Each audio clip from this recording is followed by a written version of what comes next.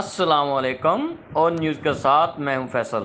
خبر شامل کرتے ہیں۔ کلفٹن 3 تلوار پر رواں سال کی سب سے بڑی نقب زنی، نامعلوم ملزم سونار کی دکان سے 12 کلو کے قریب سونا لوٹ کر فرار۔ لوٹے گئے سونے کی قیمت مبینہ طور پر 10 کروڑ روپے سے زائد ہے۔ واقعے کا مقدمہ کلفٹن تھانے میں درج کر لیا گیا۔ مقدمہ محمد آصف کی مدیریت میں درج کیا گیا۔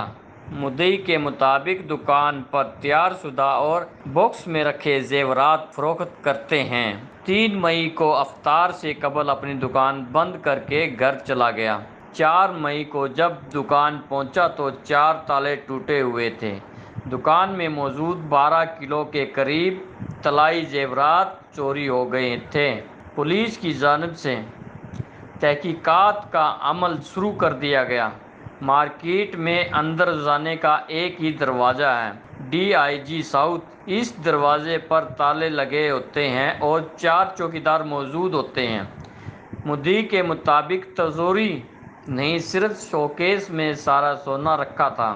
پولیس کو واردات کے کئی گھنٹے کے بعد رپورٹ کی گئی۔ معاملے پر پہلو سے تفتیش کر رہے ہیں۔ رپورٹ کرتے ہیں کرائم رپورٹر اختر وڑیچ، آن نیوز کراچی۔